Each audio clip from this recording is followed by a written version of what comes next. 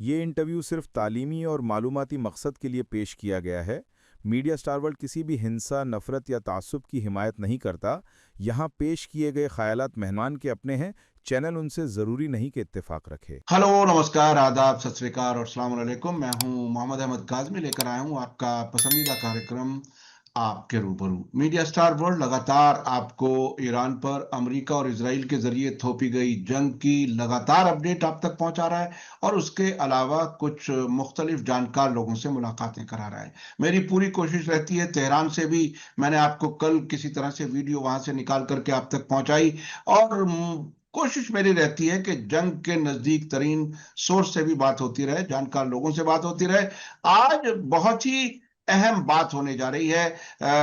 जाने माने साइंसदां, उर्दू शायर, social activist, film maker Gauhar Raza साहब से बात हो रही है। गौहर रजा साहब का पर्सपेक्टिव लेना इसलिए बहुत जरूरी है कि एक तो जाने माने साइंसदां हैं, चीजों को बहुत अरसे से देख रहे हैं और इंपीरियलिज्म का एजेंडा किस किस तरह से कैसे कैसे करवट लेते हुए यहां तक पहुंचा। आखिर पूरी दुनिया में जंगें कराने का ठेका क्या अमेरिका के ही पास है? अमेरिका आखिर दुनिया भर में तबाही क्यों चाहता है? क्या है उसकी वजह? एक इंटरनेशनल डाकू जो हर मुल्क से नेचुरल रिसोर्सेज पर कब्जा करता है, अगर वो आसानी से हाथ नहीं आता तो सरकारें गिराता है, सरकारों को पटाता है, बहलाता है, ब्लैकमेल करता है। एप्स्टीन फाइल से तो बहुत सी चीजें अब खुल करके सामने आ गई कि क्या क्या वीडियो और क्या क्या तस्वीरें रखी गई हैं ब्लैकमेल करने के लिए। आज हम गौहर रजा साहब से समझेंगे कि आखिर अमेरिका का ये प्रोजेक्ट, इसके मानी क्या है। वर्ल्ड वार टू के बाद में अमेरिका ने कितनी जंगें लड़ी हैं, क्या क्या तबाही मचाई है, इंसानियत के लिए कितना नुकसान पहुंचाया है। और आयतुल्लाह खामेनेई का ये कहना कुछ हफ्ते पहले, शहादत से पहले, कि डोनाल्ड ट्रंप ने अमेरिका का असली चेहरा दिखा दिया है। अब से पहले के जो रहनुमा थे वो मुस्कुराते थे चेहरे पर और पीछे से कमर में छुरा घोंपते थे। ट्रंप बिल्कुल खुल करके सामने आ गए। ऐसी गुंडागर्दी के दोस्त मुल्कों पर भी टैरिफ की मार, दुश्मनों से तो कैसे कैसे वो निपटना चाहते हैं, लेकिन हमेशा उनकी मर्जी का सब कुछ नहीं होता, जो ईरान ने इस वक्त एक हफ्ते की जंग में अब तक जो साबित किया है। हम समझने की कोशिश करेंगे कि आखिर क्या कुछ है। गौर रजा साहब, वेलकम है आपका। मीडिया स्टार वर्ल्ड को आपने वक्त दिया, आदाब, उसके बहुत लिए शुक्रिया। आपका बहुत बहुत बहुत शुक्रिया। शुक्रिया। आप अमेरिका की ये जो जारहाना हमलावर रवैया पूरी दुनिया के मुल्कों को तबाह कर दूंगा। पिछले दिनों तो वेनेजुएला से प्रेसिडेंट को उठा लाए साहब, और ग्रीनलैंड भी मुझे चाहिए और कनाडा भी मुझे चाहिए, पूरी दुनिया मेरे हाथ में हो। आखिर ये सोच क्या है, क्या कुछ है, आप कैसे देख रहे हैं? काजमी साहब, इसको समझने के लिए हमको थोड़ा सा तारीख में, हिस्ट्री में जाना पड़ेगा। वर्ल्ड वॉर टू के बाद जो बॉम्ब गिराए गए दो, हम्म। हिरोशिमा और नागासाकी के ऊपर, तो वो क्या था? क्या हम्म। वहां जरूरत थी? क्या हम्म। ऐसा था कि उसके बिना जंग नहीं रुकती? हम्म। तो सारा लिटरेचर हमें आज ये बताता है कि जापान सरेंडर करने के लिए बहाने ढूंढ रहा था। उसके बावजूद अमेरिका ने जाके दोनों बम वहां गिरा दिए और लाखों लोगों को कत्ल कर दिया। ये थी सारी दुनिया को धमकी कि वर्ल्ड वॉर टू के बाद हम जो हैं वो दुनिया में गुंडा राज चाहते हैं, अपना राज चाहते हैं, और कोई अगर इस तरह से हमसे कोई परेशानी मोल लेगा तो फिर हम इस तरह से पेश आएंगे। और इस बीच में, क्योंकि यूरोप तहस नहस था लेकिन सोवियत यूनियन मौजूद था, तो अमेरिका की जो इंडस्ट्री, बड़ी से बड़ी इंडस्ट्री बनी, वो थी आर्म्स की इंडस्ट्री। और मैं बार बार ये बात कहता रहा हूं कि जंगें असलहे की फैक्ट्रीज में पैदा की जाती हैं, हम्म। और वही हमें देखने को मिल रहा है। अमेरिका के पास दुनिया का इस वक्त असलहे का लगभग 60% मार्केट है। हम्म। यानी बाकी दुनिया एक तरफ और अमेरिका एक तरफ। उससे भी ज्यादा बाकी सारे मुल्कों के असलहे को आप इकट्ठा कर लीजिए मार्केट में, तो उससे कहीं ज्यादा अमेरिका का असलहा है। अब इस पोजीशन को कैसे मेंटेन किया जाए, इसके लिए आपने जो बात कही शुरू में कि रिसोर्सेज के ऊपर दुनिया भर के कब्जा करने के लिए ही तो आर्म्स बनाए जाएंगे, वरना आर्म्स बनाने की जरूरत क्या है? इंसानियत को जरूरत नहीं है आर्म्स की, इंपीरियलिज्म को जरूरत है। इंपीरियलिज्म आर्म्स क्रिएट ही इसलिए, आर्म्स से कुछ पैदा नहीं होता। ये समझ लेना चाहिए कि आर्म्स सिर्फ जिंदगी के असलाह सिर्फ जिंदगी के खिलाफ होता है। तो इन्होंने आर्म्स रेस में दुनिया भर को धकेल दिया और मुल्कों को आर्म्स बनाने पड़े इनकी वजह से। उसके बावजूद इन्होंने रिसोर्सेज पे कब्जा करने के लिए अपनी इंडस्ट्री को कहीं ज्यादा मजबूत रखा। अब बनाने का और उसके ऊपर खर्चा करने का कोई और जवाब तो हो नहीं सकता सिवाय इसके कि जंग हो। अगर जंग नहीं होगी दुनिया में तो फिर आर्म्स किस लिए बनाए जाएंगे? फिर आपकी इंडस्ट्री के का जस्टिफिकेशन क्या होगा? फिर अमेरिका के अवाम या दुनिया के अवाम आपसे पूछेंगे कि क्यों बना रहे हो भाई, जब जंग नहीं हो रही तो इन्होंने लगातार, मतलब अकेला मुल्क है वर्ल्ड वॉर 2 के बाद, 1945 के बाद, जिसने एक दिन भी सांस नहीं ली है बिना इंसान का खून पिए हुए। ये इंसानी खून के प्यास इनकी बुझती ही नहीं, और एक दिन नहीं बुझी। अब आप अगर देखें तो कोरिया वॉर है, वियतनाम वॉर है, पर्शियन गल्फ वॉर है, इराक वॉर है, अफगानिस्तान वॉर है, ये पनामा में घुसे, सोमालिया में घुसे, बोस्निया में घुसे, सीरिया में घुसे, युगोस्लाविया में गए, लीबिया में गए, सूडान में गए, फिलिस्तीन में गए, यमन में गए, कहां नहीं गए। ये बात अगर समझ लें हम कि कंटिन्यूअस वॉर अगर कोई एक मुल्क लड़ रहा था सेकेंड वर्ल्ड वॉर के बाद, तो वो अमेरिका था। और उसकी असल वजह यही थी कि उन्हें आर्म्स इंडस्ट्री का जवाब चाहिए था, आर्म्स इंडस्ट्री को जस्टिफाई करना था अपने यहाँ भी दुनिया में भी। तो इन्होंने हमेशा डीस्टेबलाइज करके रखा है दुनिया के किसी न किसी एक खित्ते को। इनमें से किसी को भी वॉर डिक्लेयर नहीं किया क्योंकि उसके कॉन्सिक्वेंसेस अलग हैं। अगर वॉर डिक्लेयर करें तो आज भी इन्होंने ईरान के खिलाफ वॉर कहाँ डिक्लेयर की है? इन्होंने वॉर लड़ रहे हैं और वॉर नहीं भी लड़ रहे हैं। ये एक बेईमानी की बात है जो शुरुआत से ही चली आ रही है, जो सेकेंड वर्ल्ड वॉर के बाद से चली आ रही। अब अगर हम देखें तो ये बात भी साफ हो जाती है कि कोरिया में जब घुसे ये, तो वहां पर इन्हें मालूम नहीं था कि उनकी क्या कैपेबिलिटी है। वियतनाम में जब घुसे तो इन्हें मालूम नहीं था कि इनकी क्या कैपेबिलिटी है। और वहां दोनों जगह तेल भी नहीं था। समझने की कोशिश करें कि ये अफ्रीका में घुसे, लैटिन अमेरिका के कुछ कंट्रीज में घुसे, वहां पर तेल नहीं था और मालूम नहीं था।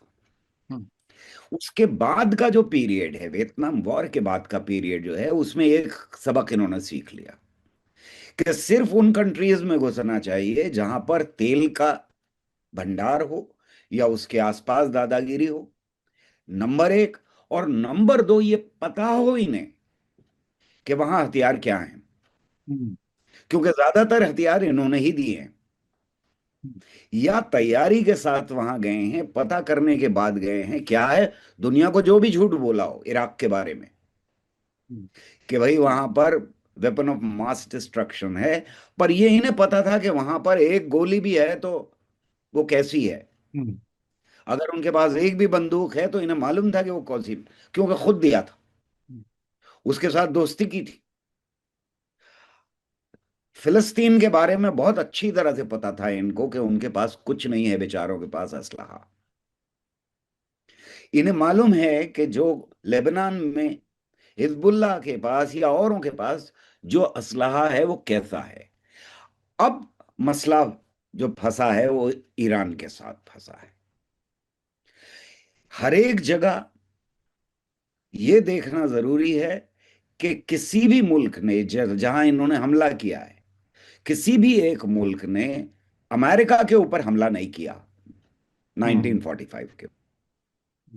इनकी सरहदों पे कभी नहीं किया कोई।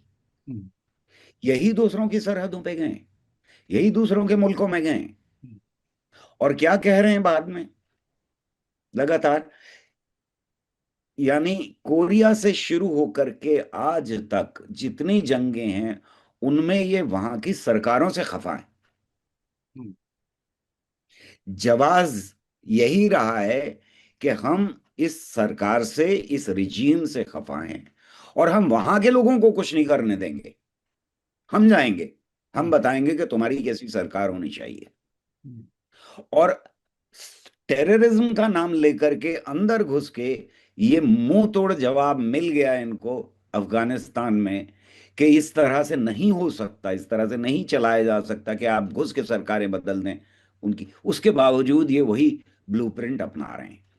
तो वजह जो मैं शुरू में ही बात कह रहा था कि असलहे की फैक्ट्री चलाते रखने के लिए जंग और इंसानी खून का बहना जरूरी है। हम्म ये है पॉलिसी अमेरिका की। हम्म और इस पॉलिसी के तहत हमको ये दिखाई देता है कि ये ईरान में अननोन फैक्टर बन गया है। बहुत बड़ा अननोन फैक्टर बन गया है ईरान इनके लिए, क्योंकि वहां जो टेक्नोलॉजी डेवलप हुई वो डोमेस्टिक टेक्नोलॉजी थी। और मुल्कों ने मदद की होगी, जाहिर है कि रूस ने मदद की होगी, चाइना ने मदद की होगी डेवलप होने में, और वो खुद भी दुनिया भर से सीखे होंगे। क्योंकि एक बहुत बड़ा ट्रेडिशन रहा है ईरान में साइंस एंड टेक्नोलॉजी करने का। हम्म साइंस एंड टेक्नोलॉजी में अपनी तरक्की उन्होंने 5,000 साल की जो सभ्यता है उसके आधार पर की है। तो ऐसे में इन्हें मालूम नहीं था, और अभी भी नहीं मालूम है पूरी तरह से, कि ईरान की क्या कैपेबिलिटी है। हम्म और वहां ये यूनिलैटरल वॉर इन्होंने डिक्लेयर कर दी है। हम्म और इंस्टिगेशन हमें मालूम है कि वो इजराइल का था। सो इजराइल और अमेरिका ने, दोनों ने वॉर्स कोई 7 अक्टूबर को 23 को नहीं शुरू की। हम्म ये जो ईरान के खिलाफ पूरा कैंपेन है, ये जाहिर है कि इसकी भी जड़ें बहुत गहरी हैं, पुरानी हैं। गौरव साहब, मैं यूएई उस पर जरा मैं आऊंगा, उस पर मैं जरा आऊंगा। लेकिन आपने अब तक जो बातें की वो बहुत ही अहम। 1945 से अब तक अमेरिका एक दिन भी जंग से बाहर नहीं रहा, हर दिन उसने जंग लड़ी है।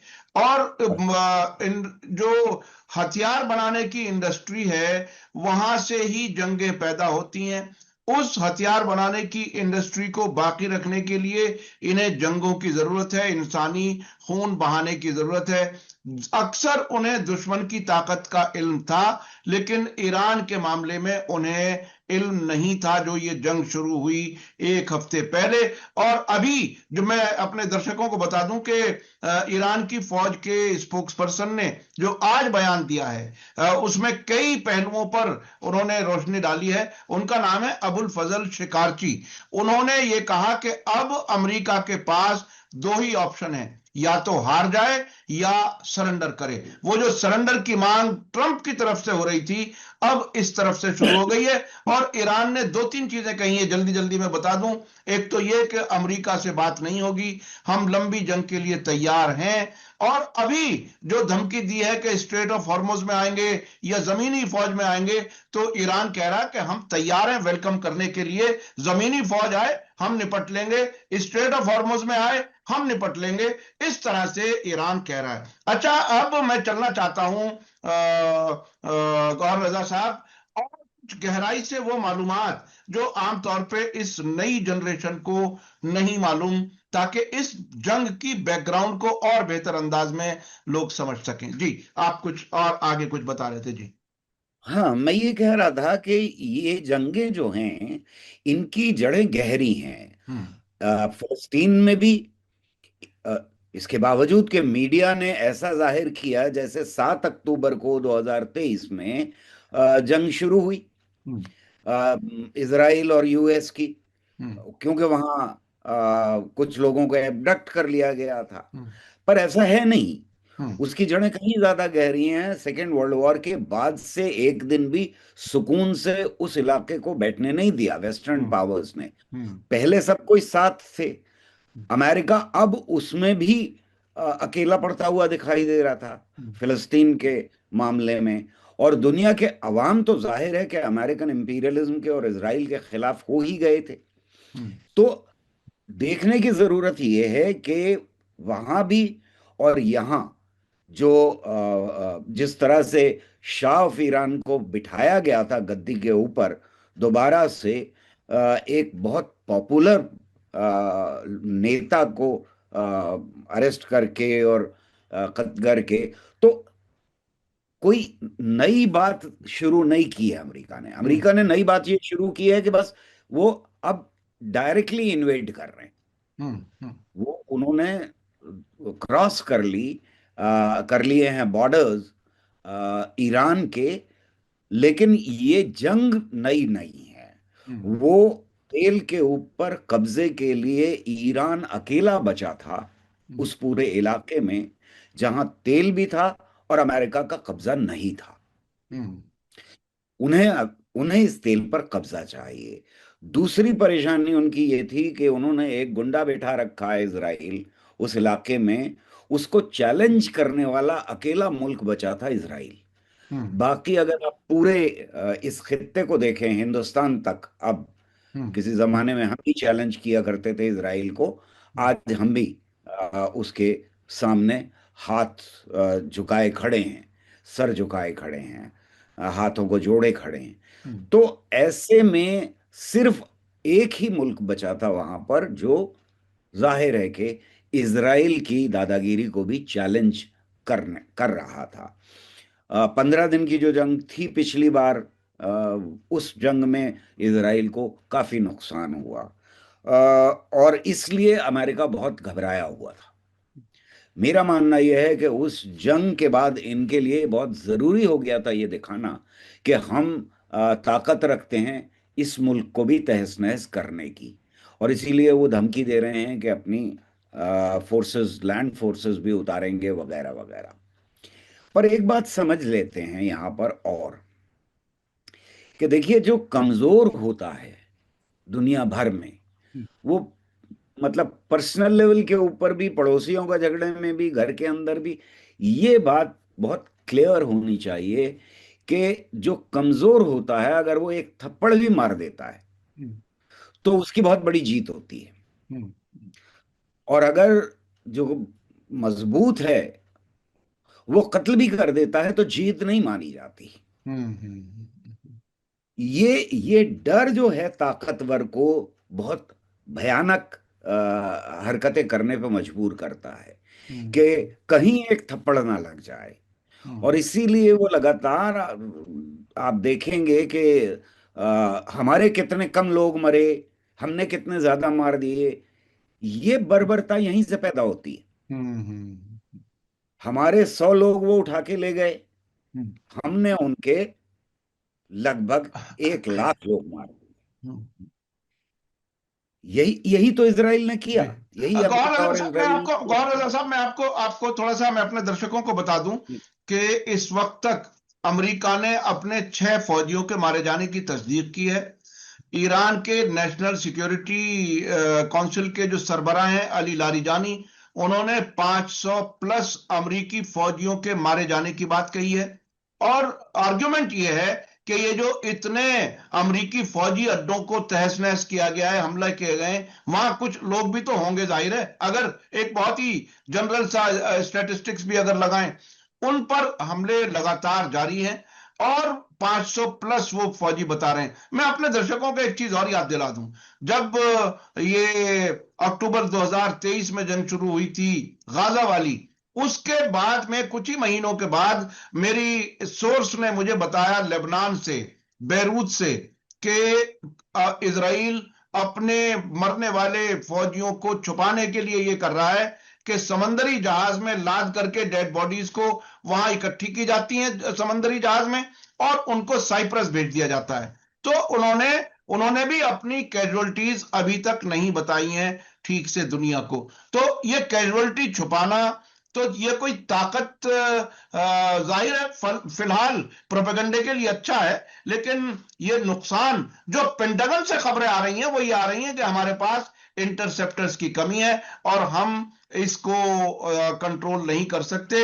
ईरान ने पहले हफ्ते में ये किया है कि उनके रडार्स खत्म किए हैं, उनके जो इंटरसेप्टर्स वो एग्जॉस्ट कराए हैं, और अब ईरान बहुत काफी मजबूती से लगातार हमले कर रहा है। 23 वेव्स हो चुकी हैं आज तक जब मेरी बात हो रही है। जी अपनी बात आगे जारी रखें। जी जी, मैं यही कह रहा हूं कि जो मीडिया का रोल होता है ऐसे में, वो जो होना चाहिए उससे बदल दिया जाता है उसे। हाँ। और उसकी वजह यही होती है कि एक थप्पड़ कमजोर का जो है, वो पूरे के पूरे जो आपने गुब्बारा बनाया है, उसमें एक छेद काफी होता है, वो पूरा का पूरा फट जाता है। और अगर देखें तो तलवीव के ऊपर जो जो बमबारी हो रही है इस वक्त, हम्म वो बमबारी ना दिखाने के लिए अगर कोई फोटो भेज देता है तो उसे 5 साल की वहां जेल है। बिल्कुल। तो ये जो मेजर्स लिए जाते हैं ताकतवर की तरफ से, वो मेजर्स, देखिए फिलिस्तीन के लोगों ने कभी नहीं छुपाया कि हमारे कितने लोग कत्ल हो गए। जी कत्ल जी बिल्कुल बिल्कुल बिल्कुल ईरान नहीं छुपाएगा कि हमारे कितने लोग कत्ल हो गए। बिल्कुल। उन्होंने 1000 की फिगर, उससे ज्यादा की फिगर दे दी है हाँ। अपनी। लेकिन जो जालिम होता है वो इसलिए छुपा रहा होता है कि उसकी सारी दादागिरी जो कैंपेन के ऊपर और हम्म झूठ के ऊपर बनी हुई होती है, उसमें छेद होना शुरू हो जाते हैं अगर मीडिया को खुली एक्सेस दे दी जाए। तो ये हमें इस वाली जंग में भी दिखाई दे रहा है, पिछली जंग में भी दिखाई दे रहा है। अब जो सिचुएशन है उसमें ये देखिए कि ईरान के लिए हमला करना कितना मुश्किल है। हम्म एक वो मैंने बनाने की कोशिश की है कि क्या क्या होता है जब ईरानी मिसाइल या ड्रोन ईरान की सरहद से इजराइल की तरफ चलते हैं। हम्म तो पहले तो सबसे, जो इराक में पैट्रियट, हम्म अमेरिकन पैट्रियट डिफेंस सिस्टम जो लगा हुआ है, वो डिटेक्ट करता है, वहां से ही उनको न्यूट्रलाइज किए करने की कोशिशें शुरू हो जाती हैं। यानी ये पहला मरहला है, क्योंकि वो क्रॉस करके इजराइल की तरफ आना होता है। दूसरा मरहला है सीरिया और जॉर्डन, जो बीच में पड़ते हैं, वहां पर, जहां फिर इजराइल के, सीरिया की के अंदर घुसते ही इजराइल के जो जहाज हैं वो एक्टिवेट किए जा सकते हैं, और जॉर्डन और सीरिया की स्पेसेस उनके लिए खुली हुई हैं, वो जाकर के खत्म कर सकते हैं। उससे अगला है जॉर्डन में यूनाइटेड स्टेट्स की जो बेस है वहां पर, वो एक्टिवेट हो जाएगी। तो ये 3 मरहले तो यहां पर हो गए।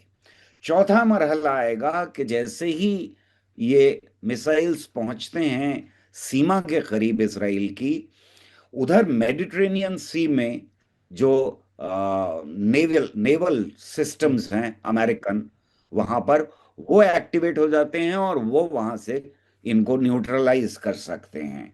और फिर उसके बाद जो 5, जिसका बड़ा ढिंढोरा है दुनिया भर में, आयरन डोम वाले, वो 5 लेयर्ड डिफेंस सिस्टम, एक के बाद एक, यानी एयरो मिसाइल सिस्टम है, उसमें थैड सिस्टम है, पैट्रियट सिस्टम है, डेविड सिस्टम है, और फिर उसके बाद आयरन डोम। हम्म तो अगर मान लीजिए 100 मिसाइल्स भेजे गए और उनको ये सब कुछ रास्ता तय करना है, और यहां पर पूरा अमेरिका का इंपीरियलिज्म और इजराइल का आयरन डोम मौजूद है, तो उन 100 में से अगर एक भी छेद देता है हम्म इस पूरे सिस्टम को, हम्म ये लगभग 1000 किलोमीटर से ऊपर का रास्ता है, बिल्कुल। इस रास्ते में सारे सैटेलाइट्स काम कर रहे हैं, हम्म सारे के सारे डिफेंस सिस्टम्स काम कर रहे हैं, और इनमें से एक पहुंच जाता है, हम्म वो काफी है। हम्म हम्म हम्म, टोटली नाक कटाने के लिए काफी है। जी जी जी। दूसरी प्रॉब्लम यह है कि इसराइल में अगर एक भी पहुंचता है, जो पिछली बार भी पहुंचे थे, इस बार भी पहुंच रहे हैं, हम्म, तो वहां की जनता मरने के लिए नहीं तैयार है। जायनिस्ट जो हैं और गुंडा जो है वो मरने के लिए नहीं आता। बिल्कुल। जो अपना बचाव कर रहा है वो मरने के लिए तैयार होता है। भाई मेरे घर पे डाकू आएंगे तो मैं मरने के लिए तैयार हूं, और यहां से मेरी शुरुआत होगी अपने को बचाने की। बिल्कुल बिल्कुल बिल्कुल। लेकिन जो डाकू आया है मेरे घर तक, हम्म वो मरने के लिए नहीं आया, वो तो हम्म लूटने के लिए आया है। बिल्कुल। तो ये जो अवाम है, दोनों जगह के, अमेरिका के अवाम या इसराइल के अवाम या वहां की मिलिट्री के लोग, ये मरने के लिए नहीं आ रहे हैं, ये मारने के हम्म लिए आ रहे हैं। हम्म ये एक बहुत बड़ा मॉरल डिफरेंस होता है मिलिट्री में, हम्म कि आपका कैंपेन जो है वो क्या ऑब्जेक्टिव रखता है। हम्म अगर एक भी मिसाइल पहुंचता है तो डिमोरलाइजेशन होगा। हम्म। अरे सब और ताजा भयानक ताजा होगा। ताजा, मैं आपको रोक के बता रहा हूं, ताजा बयान अब व्हाइट हाउस का ये है कि ट्रंप साहब कह रहे हैं कि 5-6 हफ्ते लग सकते हैं हमें ऑब्जेक्टिव्स अपने हासिल करने में। और उधर से ईरान की तरफ से आ रहा है कि आप या तो सरेंडर करो या हार जाओ। लेकिन साथ साथ जिन आपने रुकावटों का जिक्र किया, उसमें से कल ही मेरी तेहरान बात हो रही थी, बहुत सी रुकावटें खत्म कर दी गई हैं। जैसे कतर में 5,000 किलोमीटर तक डिटेक्ट करने वाला रेडार ईरान ने तबाह कर दिया। और कई कई मकामात पर थर्ड थर्ड की भी कई यूनिट्स तबाह कर दी हैं। तो 2 दिन पहले ईरान ने यह दावा किया था कि हमने अमेरिका और इसराइल को अंधा कर दिया है। जब वो अंधे हो जाते हैं तो फिर ये इंटरसेप्टर और मिसाइलें भी ठीक से एक्टिव नहीं हो पाते और जवाब नहीं दे पाते। इसी वजह से शायद ईरान अब तक 23 वेव्स जारी रख चुका है। अच्छा, हमारे पास अब जरा वक्त कम होता जा रहा है, कुछ और खास जी, खास चीजें अगर अगले 5-7 मिनट में आप बता सकें तो। मैं सिर्फ यही कहना चाहता हूं कि जंग किसी भी हालत में बुरी है, और कभी ना कभी ये इंसानियत को फैसला लेना पड़ेगा, काजमी साहब, हम्म कि हमें जंग नहीं चाहिए, कोई जंग अच्छी नहीं। हम्म हम जंग के खिलाफ हूं। हम्म हम सिर्फ ये नहीं कह सकते कि इस जंग में रोकवा दिया जाए, इस जंग में बातचीत से मसला हल कर दिया जाए, इस जंग में ये कर लेते हैं। नहीं, हम्म हम जंग नहीं करने देंगे। हम हम जंग किसी भी मुल्क को किसी दूसरे मुल्क के ऊपर हमला नहीं करने देंगे।